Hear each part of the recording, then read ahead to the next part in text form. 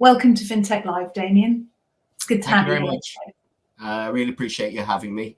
I must say a little bit in advance, apologies. I have got a little bit of man flu or lurgy, and there might be a little bit of coughing or spluttering along the way, but we'll wing it. There's a lot of it about, unfortunately. But anyway, we're looking forward to you shedding some light on a few key topics regarding governance, which is obviously an extremely important area of FinTech. So without further ado, I'll hand you the floor for your presentation, and afterwards we'll hopefully have time for a couple of questions from the audience. So over to you. That's great. So I suppose the most obvious thing to introduce myself is what is a business value consultant. And I suppose what I do is I unlock the value of a digital solution for our customers so that they understand what they are getting for their investment. So post-sale, I then ensure that value is realized. So who or what is Diligent? Well, Diligent, I suppose, is the market leader when it comes to corporate governance digital solutions. We enable modern leadership teams to make the right decisions at the right time. There's a whole bunch of stats, I suppose, there on the right, but the most important one, or the most impressive one for me, I think, is that we have a 95% retention rate. So all for the over 1 million users, they continue to entrust, I suppose, their most crucial decision-making purposes through our platform. We are growing as a company, I suppose, and have many different, bows to our string. And that this is increasing, I suppose, our importance across organizations. So what will I cover today? Well, I'm going to start a little bit on the evolution of governance. Then I'll move on to the increasing challenges of modern governance at the moment with all that's going on. We'll talk a little bit around the tools for tech that enable, I suppose, boards and help them achieve their return on investment that they have with Diligent, right? And how tech is helping to solve many different problems across their organization. And then lastly, we'll talk a little bit about what Diligent is building for the future and how this is going to really shape and revolutionize modern governance and hopefully mitigate some of those challenges that are increasingly prevalent in the day-to-day of modern organizations. So, excuse me. So I think when we think about enterprise software, there has been a couple of big, huge leaps and bounds that have influenced the way modern organizations run their business. The first obvious one was at the turn of the century and the era of ERP. The day-to-day running of operations through SAP and Oracle revolutionized how teams were able to manage large organizations and structure themselves for growth. Next became the CRM kind of time. And Salesforce, Siebel, Microsoft all invested heavily as they tried to transform their relationships with their customer bases and try to have greater understanding of how to manage their sales organizations.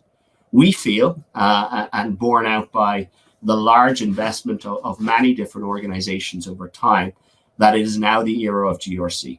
That we feel that having the correct information at the correct time for our stakeholders is key for them to manage increasingly difficult and desperate organizations.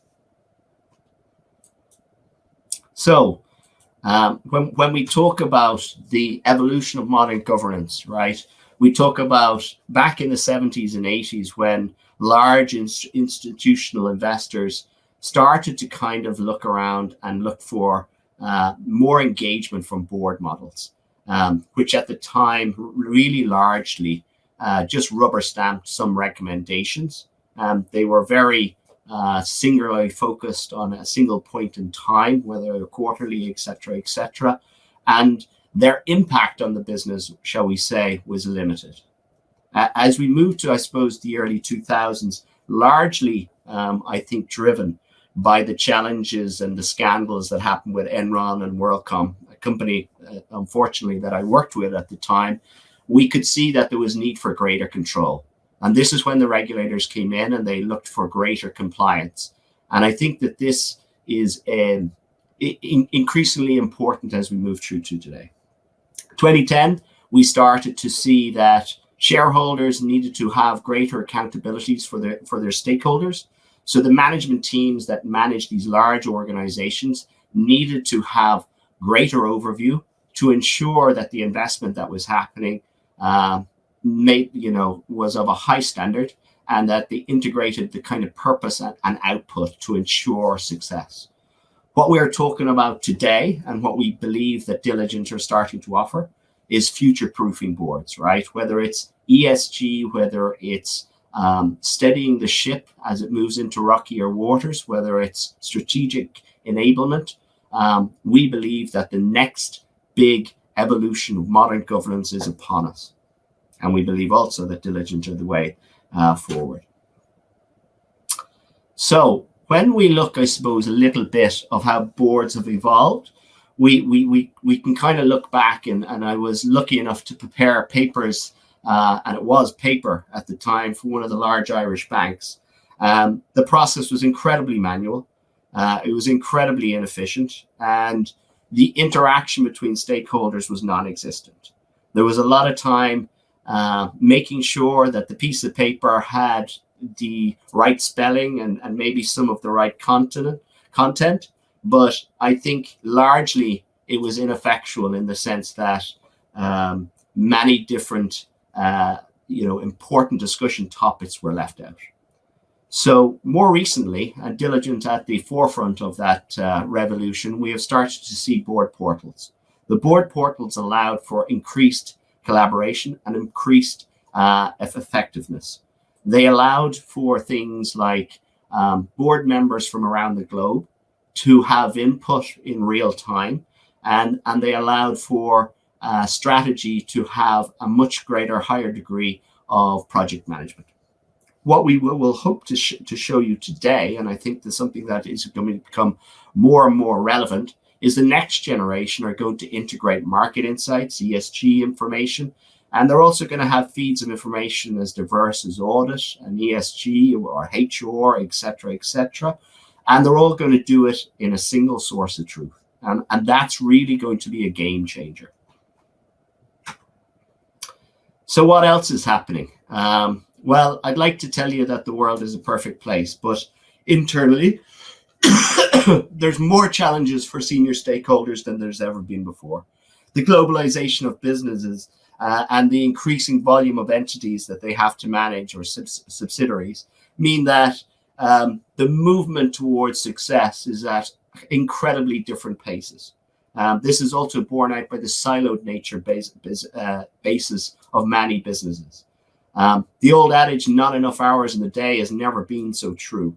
That the senior stakeholders are continually firefighting. They are continually getting pressed for their influence on matters on a day-to-day basis. And it's very hard for them to impact the more strategic pieces that are happening across the business.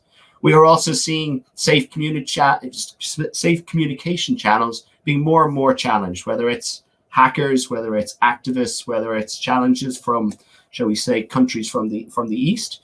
And this is all causing confusion.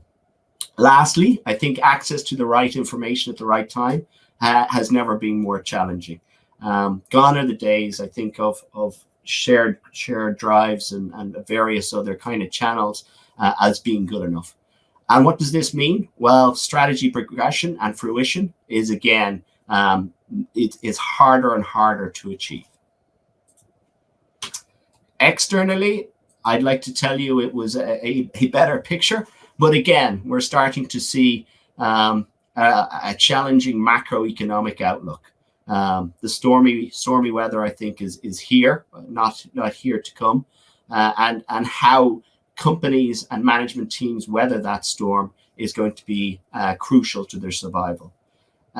There's been a lot learned from the 2007, 2008 challenges in the marketplace, and largely this has meant more complex regulation across all segments and across all marketplaces. Lastly, and most importantly, there's a higher degree of shareholder scrutiny.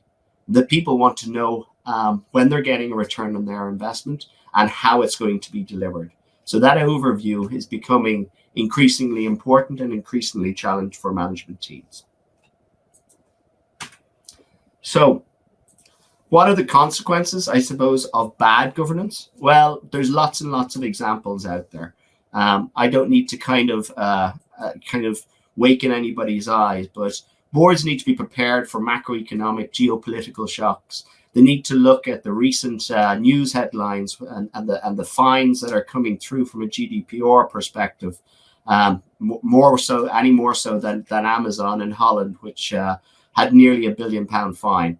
And these are the consequences of bad governance that are very visible to see. The average data breach that we see in the UK is £4.2 million.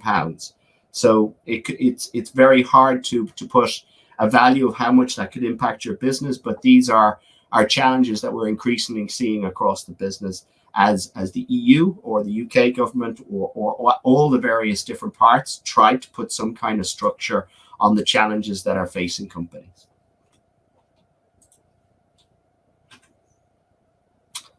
So what is governance 4.0? This is a question I get challenged all the time.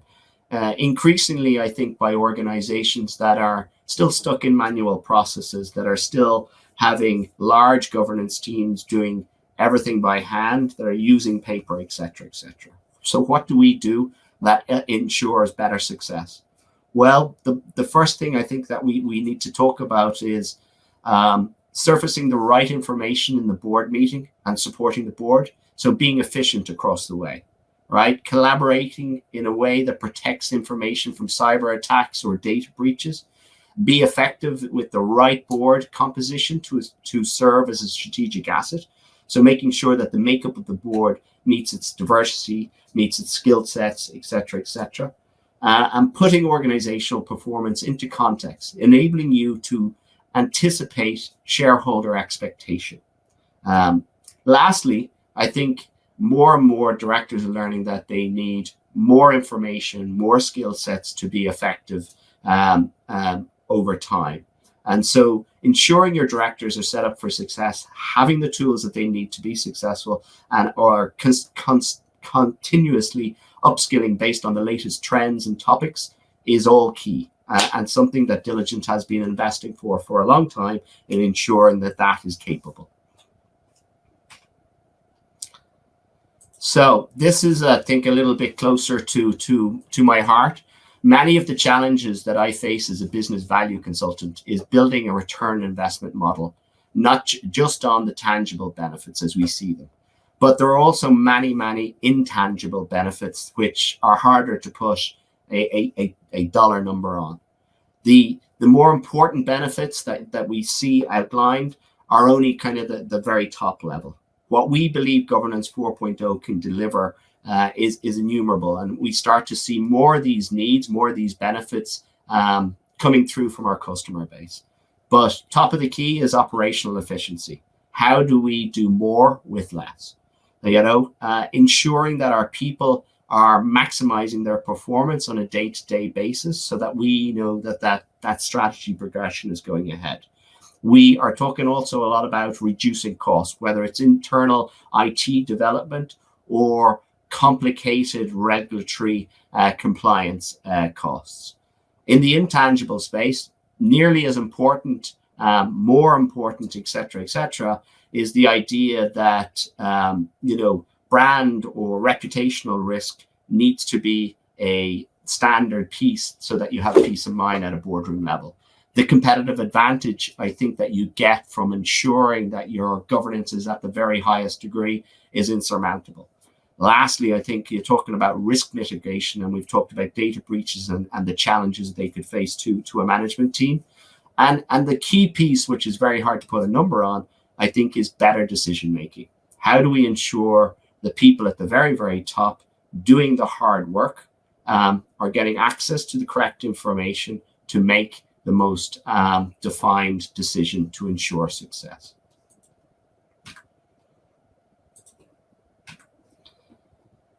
So apologies, I'll just take a quick sip. So tech-enabled board needs. There are 5 categories that we have up here, but again, I think there's more if I had a longer time to talk to you. So partnering with a tech provider is more than just, I think, great software. It's also about support, security, flexibility. And this backing combined with our tools is how Diligent leads the way. So secure communication, collaboration, effectiveness, benchmarking, and education, there are key pillars that you can ensure that not only is the company moving forward, but the stress and the pressure that is being felt in boardrooms is easily managed. The next section, I think we'll start to talk about some of the examples that we've innovated in some of these categories to ensure that the boards themselves have what they have to, they have what they need to be successful, not just now, but in future. So one of the key product lines in our board offering is our meetings capability. We have the ability to assign contributors to agenda items and ensure that progression and notification and automation of reminders is integrated into their Microsoft 365 tools. We know from the Forrester report that having this on a platform, having a piece of software that's accessible from your phone, from your desktop, from your iPad 24/7, equates to somewhere in the region of 50 to 60% time reduction. And this is massive, I think, at the moment. Having the extra time means you have more opportunity to look at the vast amount of information that's coming into your senior stakeholders, and ensuring, secondly, that all the board materials are distributed, created, maintained, and progressed from an action perspective in real time across the globe, and I suppose across the organization. The next one I think is becoming increasingly important, right? And this is around collaboration. We recognize that a lot of collaboration goes into the preparation and follow-up before and in between meetings. If these efforts are taking place on general collaboration platforms, your organization could be leaving itself open to privacy concerns, right? Data breaches or sensitive materials ending up in the wrong hands. Again, according to the more recent Forrester report, which we'll touch on in the next few slides, tools like Diligent Messenger can lower the response time from waiting several days to an immediate response. And that time saving can largely equate to a better kind of outcome, but also a cost saving. With a dedicated messenger app that feels a little bit, elevated than more traditional or open software such as WhatsApp, etc., we have a kind of a secure communication channel that can deliver, I suppose, real-time success to organizations. So I've talked a few different times a little bit around the Forrester report. And Forrester, as we know, are a leading market research company and advisory place. They conducted a report discovering the total economic impact of Diligent solutions in the marketplace. And I'm going to start to talk about, I suppose, 2 of those reports. One, I think, the board management software, and secondly, the entities. There are a couple of others in the ESG and risk and compliance space. And if you have time or are interested, just reach out either via email or on site today. And I'm happy to kind of go through them with you. But for the boards one, so what are we seeing? What was the outcome of that? Well, 50 to 60% time reduction, we've already discussed. What does that equate to? Well, 1,600 hours at a boardroom level or a committee level saved creating and distributing materials. We put a dollar value on that, and it's roughly coming up to $187,000, which is a nice saving to have versus the cost of investment. So the next one I'd like to kind of look at, I suppose, is entities. And here, I suppose, we saw a 318% return on investment, a 1-year payback off a 3-year contract, and a net present value of somewhere in the region of $900,000. This kind of, saving reduced a 90% reduction in outsourced legal entity in management work, which is a lot harder to put a value upon. So we're coming to the end of my presentation, and I suppose I've saved a little bit the best for last, right? We've set out to solve many of these challenges by building the first ever platform that's going to integrate governance information, risk, compliance, and audited practices into one place. And what does that mean? It means that a single pane of glass. It means that all the senior stakeholders can come to one platform and pick all the information. We are also able to see how that cross-pollinates into the correct decision making. And it allows us to kind of create an integrated risk management platform. We bring all this desperate, I suppose, or individual data streams, and we bring them all together. And this creates a single stream of data into the C-suite, the boards, the regulators, the auditors, and everyone else who wants it. And we've linked it, I suppose, into 70 plus integrations of other software that's out there. So I think in conclusion, right, with more challenges than ever for key stakeholders in our business, you need suitable tools to manage effectively. Whether you are a large corporate institution or a startup seeking investors, having the right governance software is key to your development, especially as we enter into challenging times. Governance 3D offers this. External information feeds in real time to ensure logic in line with the marketplace, integrations with other leading tech that have become standard in organizations, which in itself is another IT saving. And lastly, I think most importantly, access to the right internal data at the right time through an automated feed, whether it's R&C, audit, or ESG, to ensure that the decision makers get back that time to make the right decisions. So that is the end of my presentation. I'd like to thank you all for your time today. I really do appreciate it. Note, I am at the back of the room. So if you want to come have a talk with me, please reach out, and I will be at the S1 stand, the diligence stand, for the rest of the day. So please reach out. I'd be happy to talk to you. Thank you for that, Damian. Well, you certainly delivered that perfectly despite battling the lurgy, so well done. Thank you. There we go. You prompted a cough there. Just have a drink of water. So it's certainly given us a lot to think about going forward, and there are a few takeaways to consider. And actually, we've got time for a couple of audience questions that have just come in. Great. So when you're ready, sure, I'll hit you with one of those. Go for it. Okay.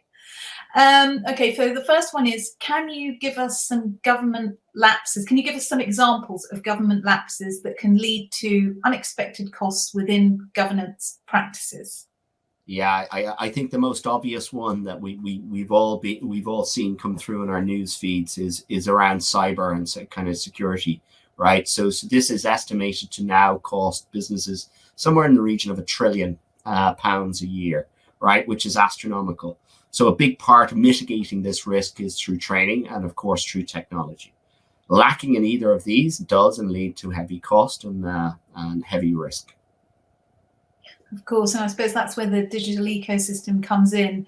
Yeah, I mean, a few others that I think are worth kind of touching on, I suppose. We're also heading into proxy season, right? And we're seeing every single year more and more examples of voting triggers across shareholder proposals, executive compensation proposals, whether it's the banks and the bonuses that they get, et cetera, boardroom, elections. There seems to be more and more challenges going into a relatively small stakeholder group.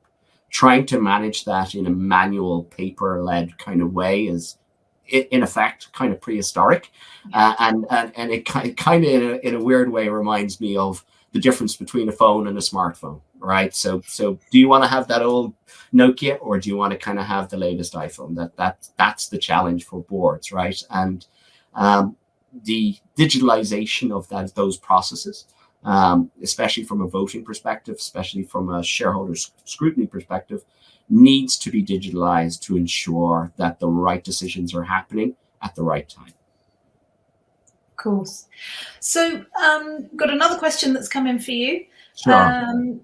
Okay, next one is, what is your opinion on how an organization's culture impacts their investment in technology? Yeah, this is a great question, right? When we recently had what we call the Inside Track on Modern Governance in Claridge's in London, and the number one criteria for technology investment, right, is to improve performance, maximizing capability from the people. Having the right people in place, I suppose, enables their development. Providing the necessary training on the technology is vital to ensure that the return on investment of the cost of the software is ensured. But again, back to ensuring that the right structure, the right skills, the right kind of tech enable success. Of course, yes. We have just time for one more question. Yeah. A little bit more complicated, this one, I think. Yeah. What is the balance or best practice in your view between a top-down and a bottom-up approach to technology investments? This is an interesting question, and I think organizational culture can be largely defined from the top down, but it's really felt from the bottom up. So influencing that through tech investment, it is crucial to change how companies set themselves up on a day-to-day basis. From the bottom up, it's the users that can see and realize the value of technology investments and what is the best outcome for their day-to-day running. If we try and kind of imagine a day where we're back to the days of even fax or lesser known technologies, we take a lot for granted. And companies who tend to invest in tech invest in their people and thus invest in their success. And what I think Diligent does is enable the guys at the top that are making the key decisions for organizational success, but they're allowing all the teams that feed into them a much easier streamlined approach for delivering the right information. I see. So more of a bottom-up approach then, from your answer. Yeah, I think it's a little bit of both, but I do believe that tech enables the people below to ensure that people at the top are successful. Right, well, sadly, that's all we've got time for today. But thank you to Damian Maher for his excellent insights and presentation. Thank you, Joanna. I appreciate it.